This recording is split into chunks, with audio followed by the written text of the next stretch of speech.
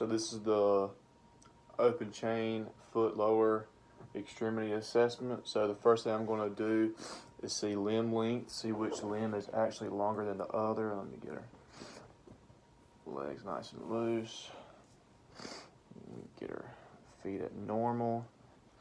And I can see that her left leg actually comes down a little bit more by the way her heel looks. Her left heel is actually down a little bit further, and so are her ankles.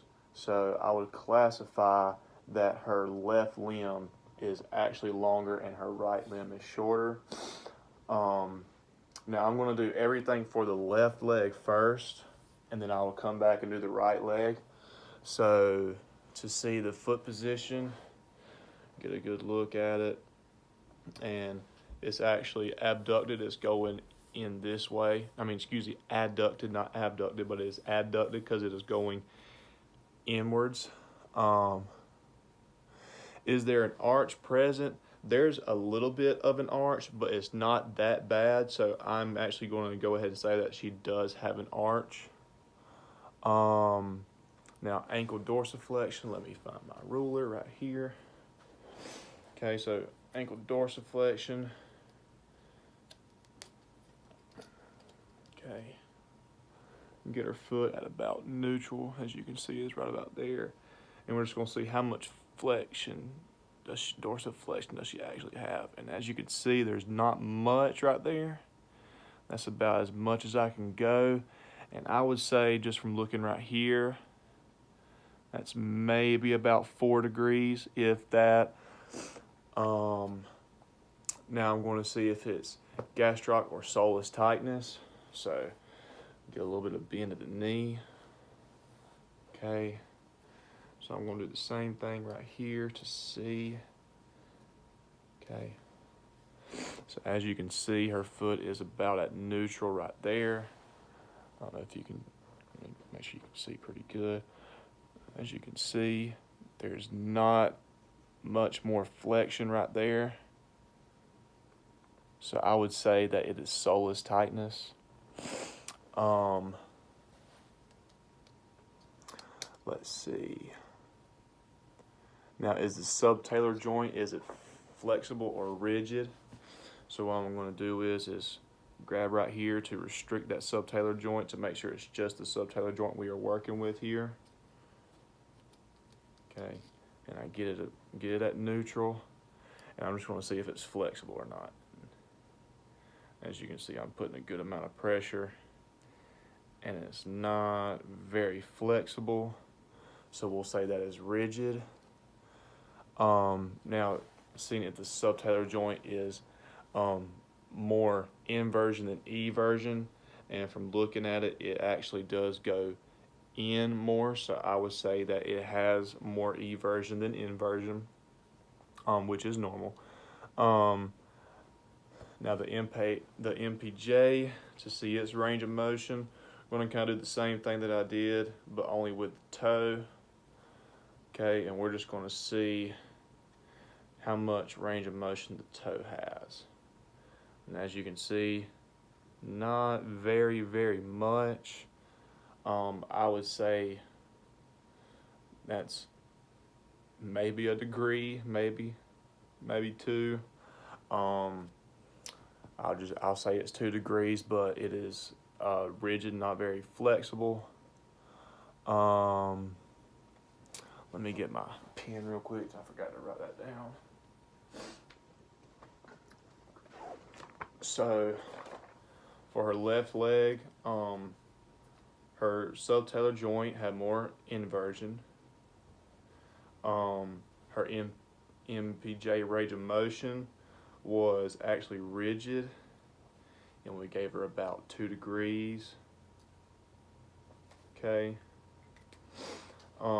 To see if she has a bunion, as I'm looking at her toes, this side doesn't really stick out as much. It's actually pretty much straight, but her pinky toe has a little bit of a curvature going inwards towards her big toe. So I would say that actually has a little bit of a bunion. So I'm just going to say yes, pinky toe side.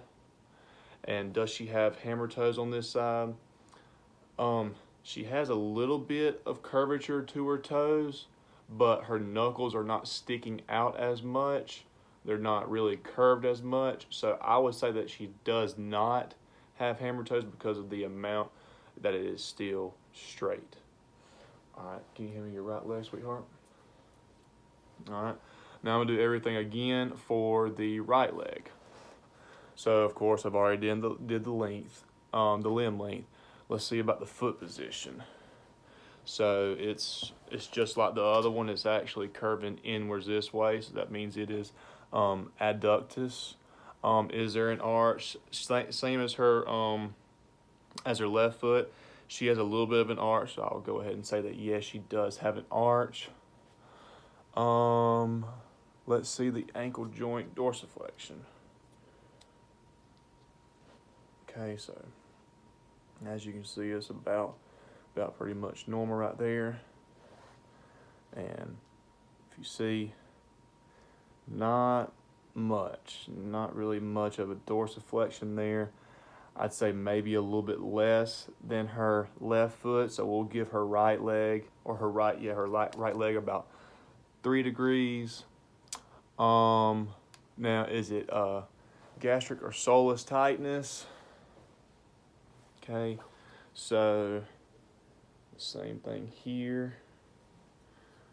Okay, got her knee bent a little bit. All right, and see if there's much of a difference. There's actually a pretty good bit of difference from what we just seen. So I would say that is actually, I would say it's still soleus because there's not that much of a difference. So I would say that it would be soleus tightness as well.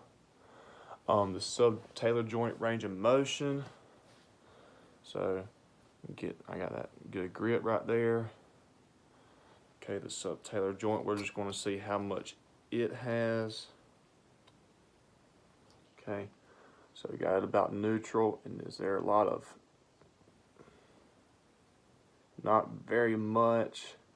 So I would say it's maybe about the same as her left.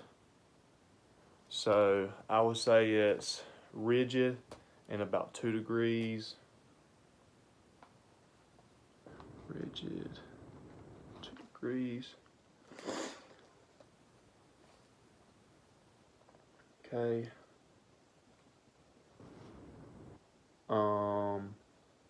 Now is the subtalar joint, is it subtalar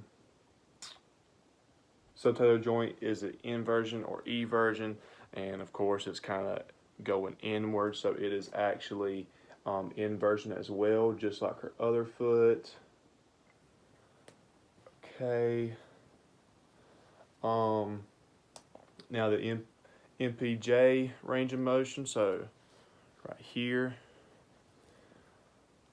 pretty much at neutral, and as you can see, there's a little bit, actually maybe a little bit more than her left leg. So I would give her about, I'd say about 3 degrees on her left. Her right, excuse me.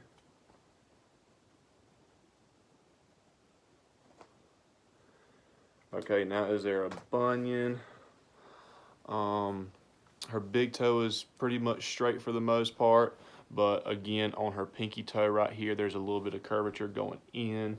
So I would say yes on the pinky toe side. And does she have hammer toes? Again, just like her other toes, on her left side, there's not really much of the knuckles sticking out, not much curvature. They kind of go back, as you can see. So I would say that she does not have hammer toes on this side of her foot as well. And that is it.